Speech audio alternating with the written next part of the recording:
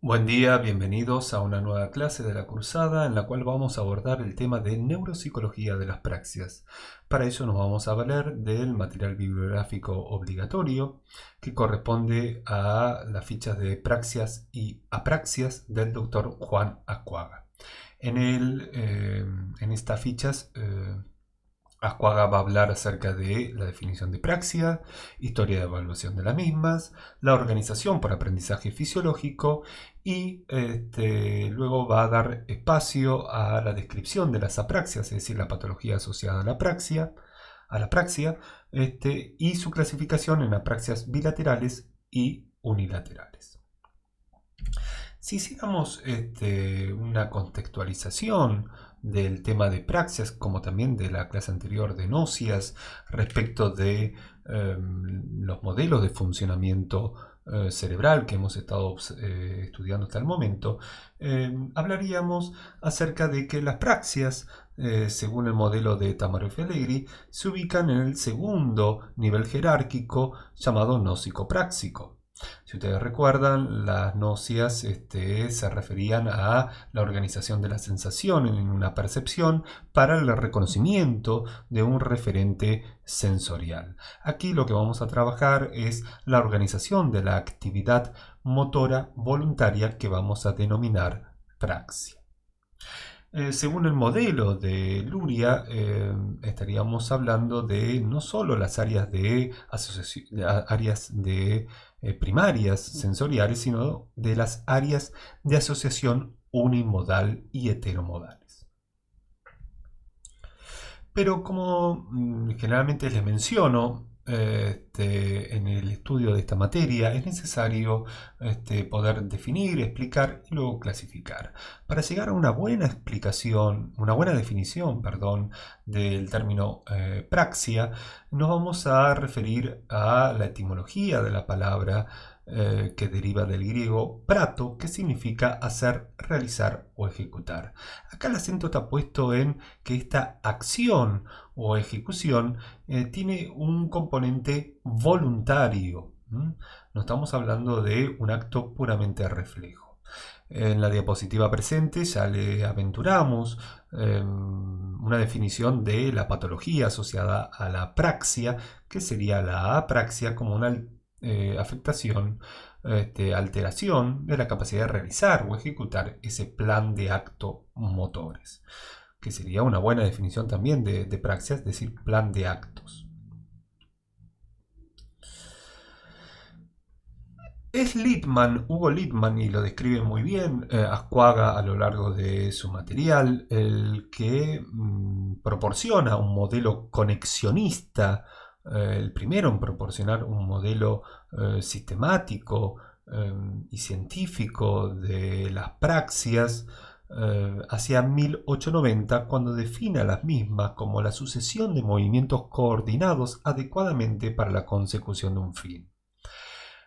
Haciendo referencia tal vez a un autor más familiar para todos nosotros, como Piaget, él decía que las praxias no son movimientos aleatorios, sino más bien sistemas de movimientos coordinados en función de un resultado o intención.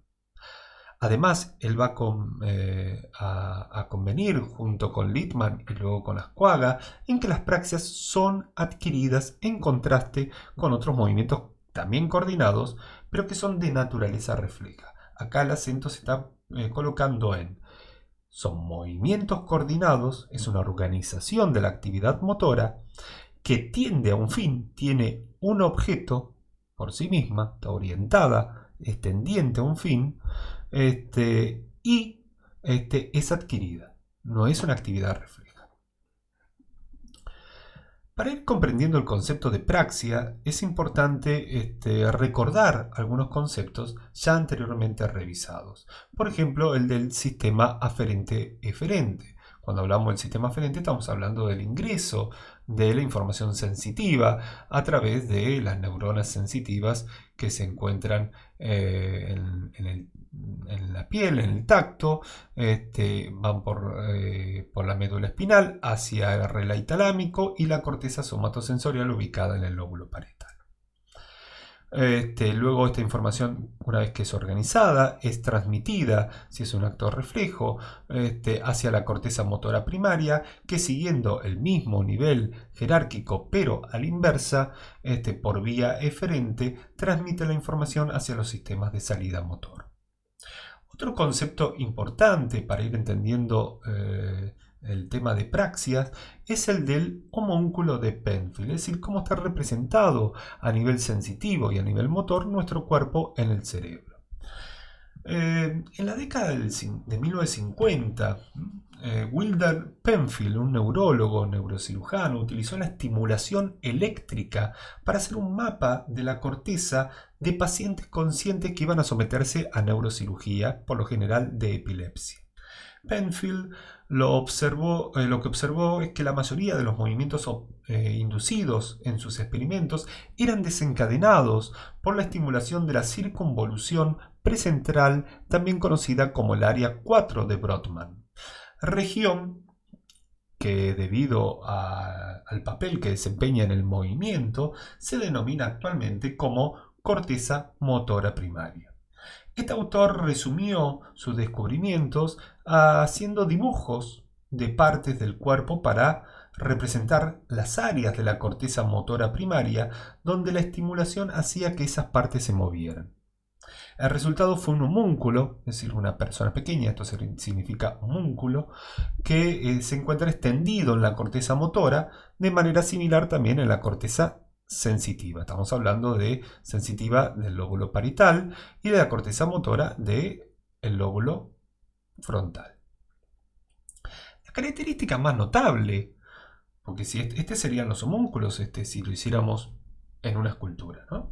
La característica más notable del homúnculo motor y sensitivo es la desproporción en los tamaños relativos de sus partes corporales en comparación con los tamaños relativos del cuerpo propiamente dicho. Estas distorsiones se deben a que las partes grandes de la corteza motora regulan las manos, dedos, labios y lengua, dándonos un control motor muy exacto sobre estas partes del cuerpo. Las que tienen menos control motor tienen una representación mucho menor en la corteza motora. El homúnculo es un concepto útil para comprender la organización topográfica o las capas funcionales de la corteza motora primaria. Un aspecto que nos parece sumamente importante que ustedes vayan incorporando es cómo se organiza a nivel fisiológico las praxias. Aquaga en este sentido es muy claro y parte de la idea de que las praxias se van organizando por aprendizaje fisiológico, primero por un principio de generalización. Ustedes traten de imaginar cualquier destreza o actividad motora compleja que hayan aprendido, ya sea de pequeños o hace muy poco tiempo, como ya sea escribir, andar en bicicleta, manejar o realizar tareas más complejas como, digamos, jugar al tenis o jugar al golf. Esto requiere de la combinación de varios esquemas de acción en la cual cuando uno lo está aprendiendo, lo que hace en una primera etapa es hacer partícipe a un grupo de músculos que no necesariamente tienen que ser parte del movimiento adecuado para el fin último de ese movimiento. Entonces se habla de principios de generalización. Luego, por inhibición diferencial, vamos circunscribiendo por supresión a los músculos que efectivamente intervienen en la modalidad del comportamiento que se está elaborando, es decir, aprendiendo. Y esto es gracias a la repetición.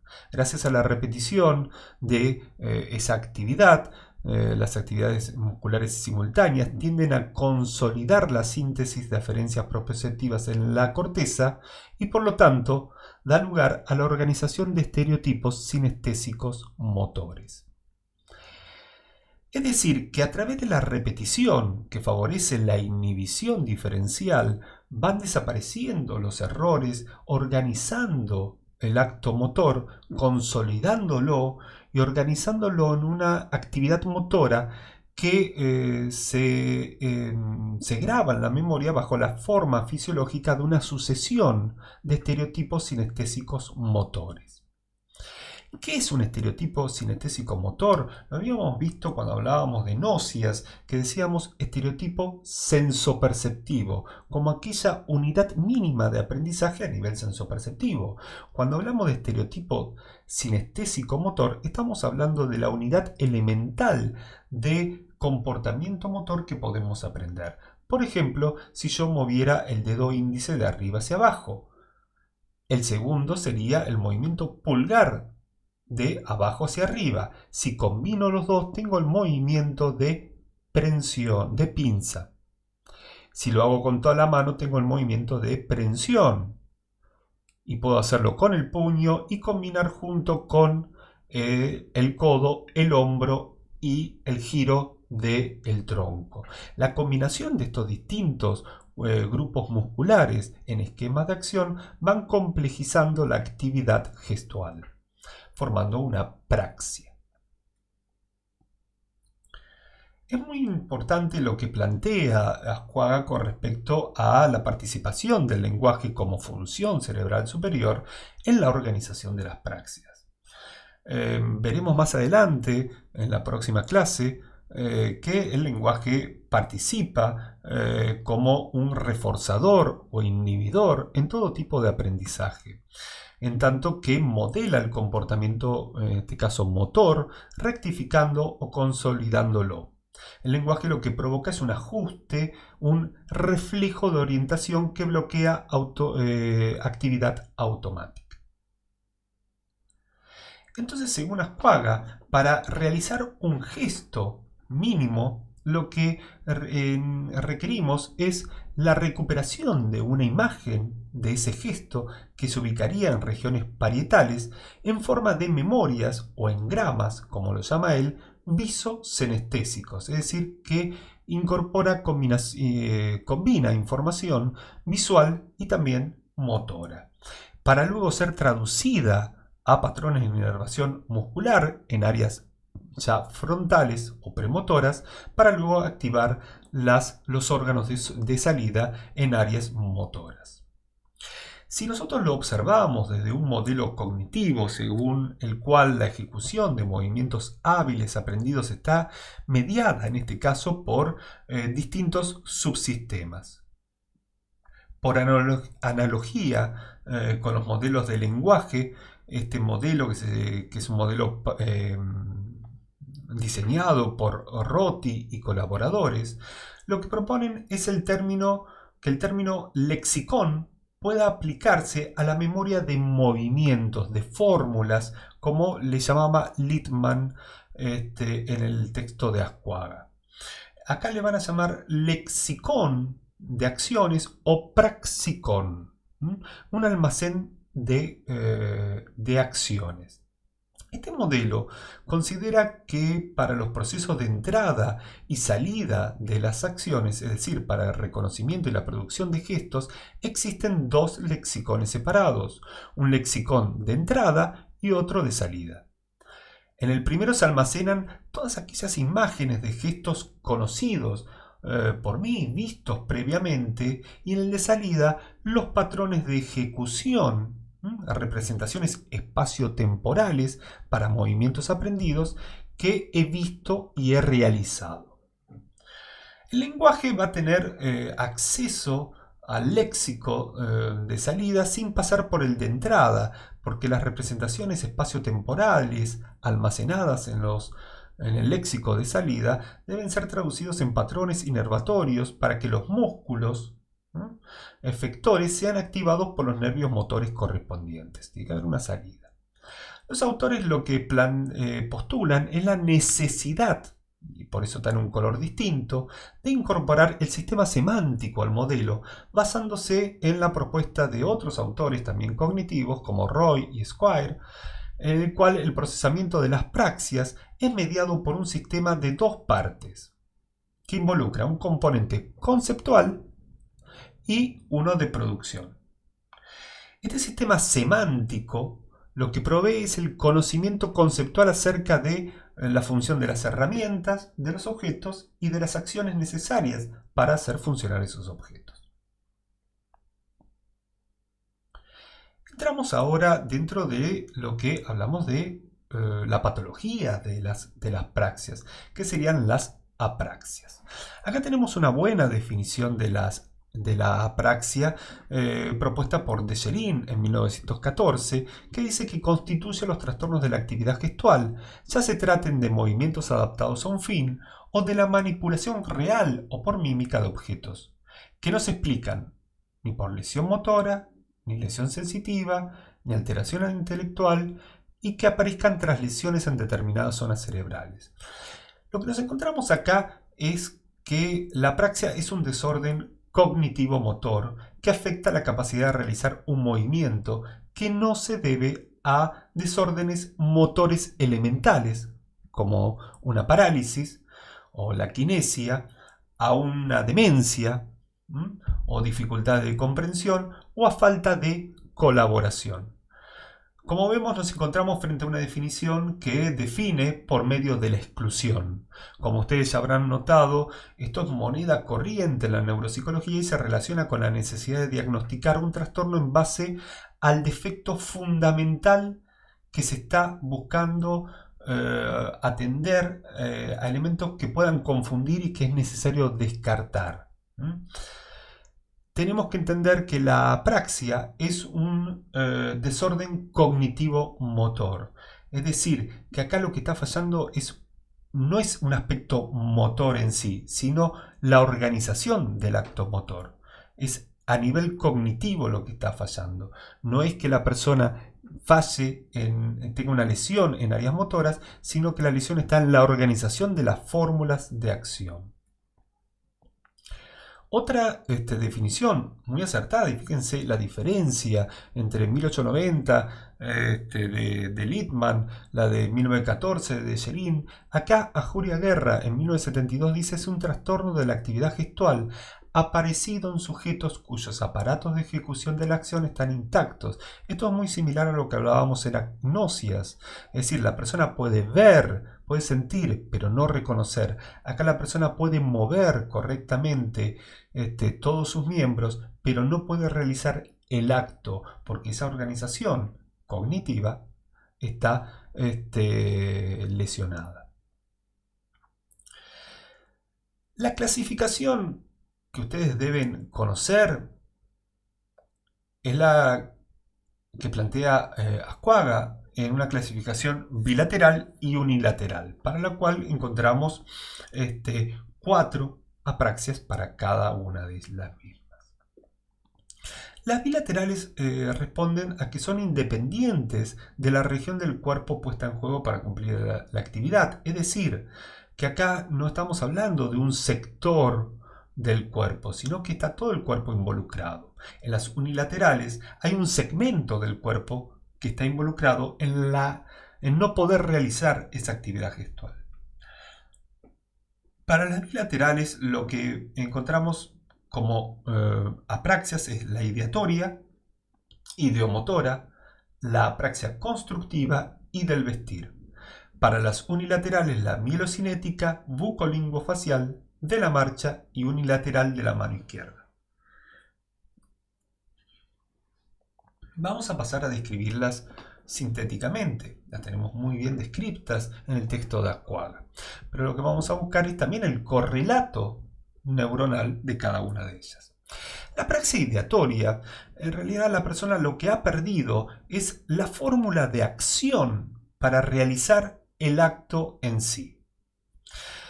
Lo que la persona no puede hacer es realizar el acto que implica la manipulación de objetos reales o no reales. Por lo general en la evaluación lo que nosotros observamos es que la persona no puede realizar la actividad que nosotros le pedimos a la orden. Por ejemplo, que encienda con fósforos una vela. Lo que va a hacer es, por ejemplo, uno de los errores que va a cometer es tratar de encender la vela sobre la caja de fósforos o acercar el fósforo apagado hacia la vela. Es decir, que se va a olvidar de alguna parte de la secuencia adecuada de actos para realizar ese fin. ¿Mm? Si le pedimos que cebe un mate, tal vez la orden adecuada para cebar un mate implicaría tomar el mate, colocar la yerba, luego cada uno tendrá su ritual, luego la bombilla, colocar la pava con agua en la hornalla y antes de que hierva, volcar el agua dentro del mate. Todo esto implica una fórmula, una receta de movimientos que la persona que tiene una apraxia olvida una parte, los omite o los hace de manera equivocada.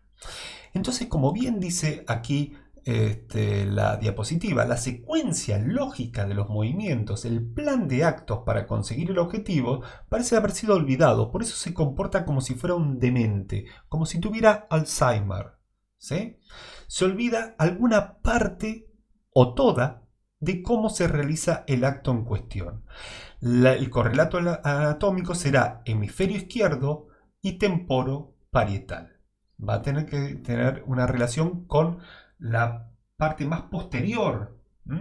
Tiene que ver con donde se encuentran las fórmulas de acción en el lóbulo temporoparietal. Tiene que ver con aspectos semánticos y donde se guardan los engramas, según Ascuaga, los engramas visosenestésicos. La apraxia ideomotora es particularmente interesante, en tanto que no suele manifestarse de manera espontánea, sino que se observa generalmente en la exploración neuropsicológica. ¿Por qué?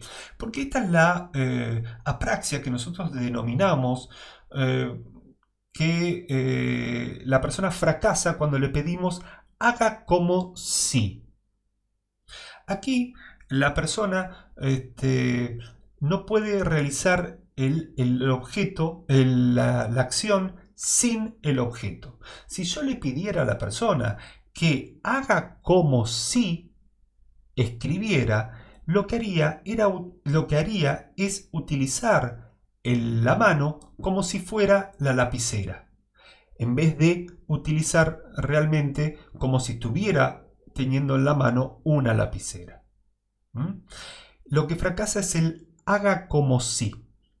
Lo que no puede transferir es las fórmulas de movimiento hacia las zonas motoras. Las dos están conservadas. Lo que está es desconectada una región con la otra. Él sabe cómo hacer ese movimiento. Y también las zonas motoras están indemnes. Lo que están es desconectada una de otras. Lo que la conecta es el objeto.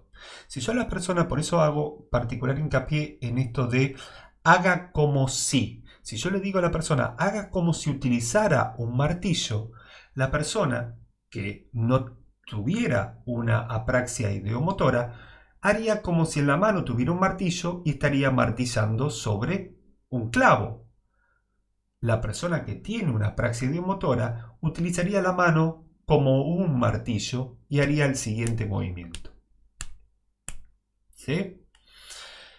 Por eso es que suele suceder que esto se descubra en la exploración neuropsicológica y no en la vida cotidiana, porque el objeto facilita el unir la fórmula de acción con la actividad motora. Entonces, cuando la persona tiene el martillo en la mano o tiene la virome en la mano, puede escribir sin ningún tipo de problema.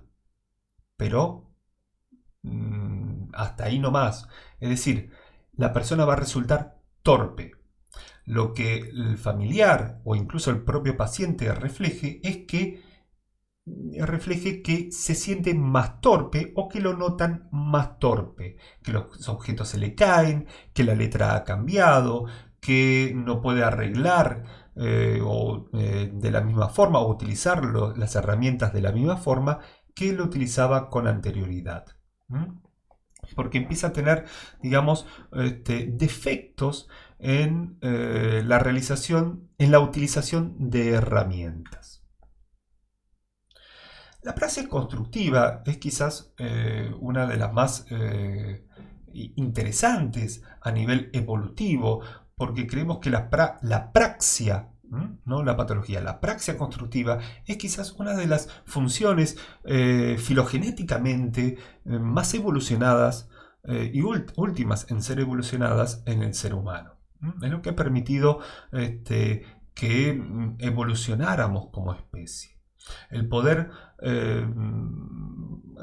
combinar elementos en programas constructivos cada vez más complejos. La construcción de herramientas.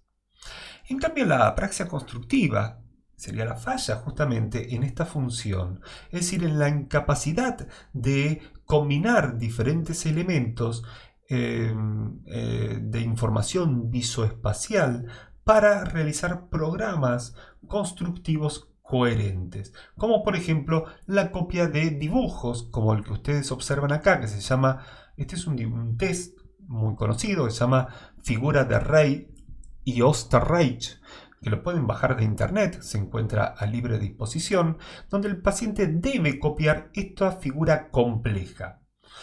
Una persona con apraxia constructiva no puede realizar una figura tan compleja, si bien entendemos que la apraxia constructiva está muy determinada por el nivel de instrucción. Pero entendemos que una persona con un primario completo, esta figura puede realizarla completamente sin ningún tipo de problema. En la praxia constructiva vamos a observar errores en la integración, en la omisión, en cómo ubica los lugares o si directamente no la puede realizar. La lesión se ubicaría más que nada en regiones parietales, pero con asimetría hacia hemisferio derecho, parietal derecho. Lo que vamos a observar es algún tipo de, cómo se evalúa la praxia constructiva a través de la copia de diseño con cubos, por ejemplo, que sería distintos cubos para utilizarlos como rompecabezas, dibujo de objetos comunes, diseño con fósforos también, como si fueran rompecabezas, construcción de objetos tridimensionales como un cubo, análisis espacial, el test de Bender o dibujo espontáneo y a la copia. Lo que podemos observar es que va a tener diferentes tipos de errores, como desde líneas temblorosas, closing in, que significa dibujar encima. Si bien el closing in es un defecto esperable en la apraxia constructiva, también lo es en la esquizofrenia o en la psicosis en general. Hay dificultades para el dibujo tridimensional, en la pérdida de tridimensionalidad, dispersión de la parte, es decir, falta de integración, simplificar el modelo, rotar el dibujo, rotar el dibujo para poder realizarlo, o realizar macro o micrografías. Acá pueden observar errores comunes de una persona que podía realizarlos correctamente. Estamos hablando de una apraxia, es decir, no es una persona que no adquirió la capacidad de copiar adecuadamente, sino todo lo contrario, es una persona que está perdiendo la capacidad de copiar adecuadamente. Acá lo que observamos es claramente errores en la copia de figura. Fíjense la pérdida de tridimensionalidad, que es característica de la apraxia constructiva, como la micrografía. Acá también, si quieren después, en la clase de sincrónica, podemos analizar un poquito más en profundidad. Ustedes podrán seguramente decirme que esto puede llegar a confundirse con otro signo estudiado en otra clase. Acá lo que observamos claramente que cuando quiere dibujar una flor realmente no puede integrar las distintas partes, y esto es claramente de una apraxia constructiva. Fíjense, esto es closing in, este es claramente un closing in, y esto es micrografía. Acá tenemos otro ejemplo de closing in o dibujar encima. La apraxia del vestir está muy relacionada con, que es la cuarta apraxia bilateral, está muy relacionada con la apraxia constructiva, y de hecho vestirse es de alguna forma, combinar e integrar distintos elementos en un todo coherente. Acá la dificultad va a estar en poder combinar las distintas prendas de una manera adecuada. En los casos más leves, la dificultad va a estar en abotonarse o hacerse el nudo de la corbata, si es que lo utilizare. O en casos más graves es la de ponerse primero los pantalones y luego la ropa interior, o primero los zapatos y arriba las medias. Es decir, hay una dificultad en el orden o incluso saltearse directamente qué partes o qué prendas colocarse y cuáles no. Como les contaba, tiene una relación muy directa con la apraxia constructiva y por lo tanto va a ser el hemisferio derecho lóbulo parietal. Ahora, hablando respecto de las apraxias unilaterales, nos encontramos con la apraxia mielocinética, que es la dificultad para realizar movimientos rítmicos, suaves y sucesivos. Hay una relación inarmónica de contracciones y relajaciones de un grupo muscular generalmente marcado en las manos. Acá lo que observamos es más que nada una apraxia de imantación o de repulsión. Es decir, lo que se suele observar en la práctica es que el paciente, una vez que cierra el puño, no logra abrirlo, sino que cada vez cierra el puño cada vez más. Son estos pacientes que una vez que nos dan las manos, se han tenido la experiencia, se suele observar mucho en el Parkinson, dan la mano, empiezan a apretar cada vez más sin ser conscientes de que lo están realizando.